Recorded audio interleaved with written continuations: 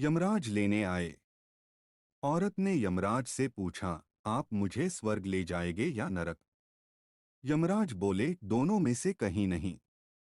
तुमने इस जन्म में बहुत ही अच्छे कर्म किए हैं, इसलिए मैं तुम्हें सीधे प्रभु के धाम ले जा रहा हूँ। बुजुर्ग औरत खुश हो गई, बोली, धन्यवाद, पर मेरी आपसे एक विनती है। मैंने यहाँ धरती पर सबसे बहुत स्वर्ग नरक के बारे में सुना है। मैं एक बार इन दोनों जगहों को देखना चाहती हूँ। यमराज बोले, तुम्हारे कर्म अच्छे हैं, इसलिए मैं तुम्हारी ये इच्छा पूरी करता हूँ। चलो हम स्वर्ग और नरक के रास्ते से होते हुए प्रभु के धाम चले गए। दोनों चल पड़े। सबसे पहले नरक आया।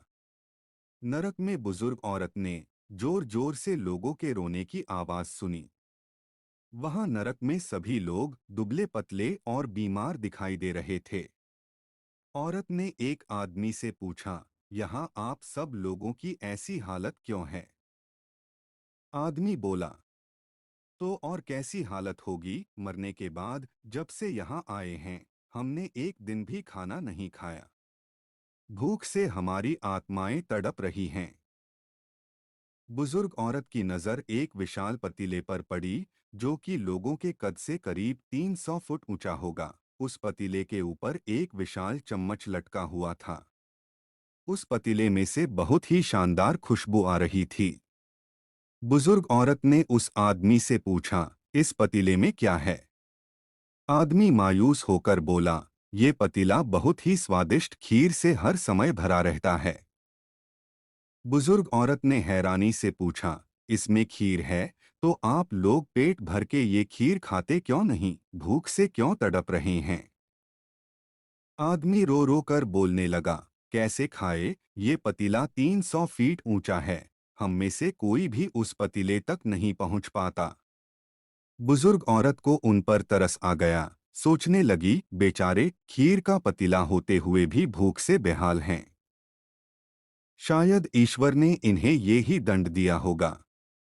यमराज बुजुर्ग औरत से बोले, चलो हमें देर हो रही है। दोनों चल पड़े। कुछ दूर चलने पर स्वर्ग आया। वहां पर बुजुर्ग औरत को सबकी हंसने खिलखिलाने की आवाज सुनाई दी। सब लोग बहुत खुश दिखाई दे रहे थे। उनको खुश देखकर बुजुर्ग औरत भी बहुत खुश हो गई। पर वहां स्वर्ग में भी बुजुर्ग औरत की नजर वैसे ही 300 फुट ऊंचे पतीले पर पड़ी, जैसा नरक में था। उसके ऊपर भी वैसा ही चम्मच लटका हुआ था। बुजुर्ग औरत ने वहां लोगों से पूछा, इस पतीले में क्या है? स्वर्ग के लोग बोले कि इसमें बहुत स्वादिष्ट खीर है। बुजुर्ग औरत हैरान हो गई। उनसे बोली, पर यह पतीला तो 300 फीट ऊंचा है।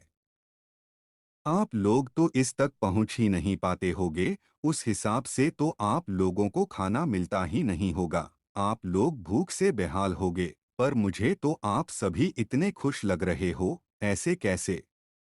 लोग बोले, हम तो सभी लोग इस पतीले में से पेट भर के खीर खाते हैं। औरत बोली, पर कैसे? पतीला तो बहुत ऊंचा है। लोग बोले, तो क्या हो गया? पतीला ऊंचा है तो यहाँ पर कितने सारे पेड़ हैं। ईश्वर ने ये पेड़ पौधे, नदी, झरने हम मनुष्यों के उपयोग के लिए तो बनाए हैं। हमने इन पेड़ों की लकड़ी ली, उसको काटा, फिर लकड़ियों के टुकड़ों को जोड़ के विशाल सीढ़ी का निर्माण किया। उस लकड़ी की सीढ़ी के सहारे हम पतीले तक पहुंचते हैं और सब मिलकर खीर का आनंद लेते हैं। बुजुर्ग औरत यमराज की तरफ देखने लगी। यमराज मुस्काए, बोले, ईश्वर ने स्वर्ग और नरक मनुष्यों के हाथों में ही सौंप रखा है। चाहे तो अपने लिए नरक बना लें, चाहे तो अपने लिए स्वर्ग। ईश्वर ने सबको एक समान हालातों में डाला है। उसके लिए उसके सभी बच्चे एक समान हैं, वो किसी से भेदभाव नहीं करता। वहां नरक में भी पेड़ पौधे सब थे, पर वो लोग खुद ही आलसी हैं। उन्हें खीर हाथ में चाहिए। वो कोई कर्म नहीं करना चाहते, कोई मेहनत नहीं करना चाहते, इसलिए भूख से बेहाल हैं। क्योंकि ये ही तो ईश्वर की बनाई इस दुनिया का नियम है। जो कर्म करेगा, मेहनत करेगा, उसी को मीठा फल खाने को मिलेगा। ये ही आज का सुविचार है, स्वर्ग और नरक आपके हाथ में है। मेहनत करें, अच्छे कर्म करें और अपने जीवन को स्वर्ग बनाएं।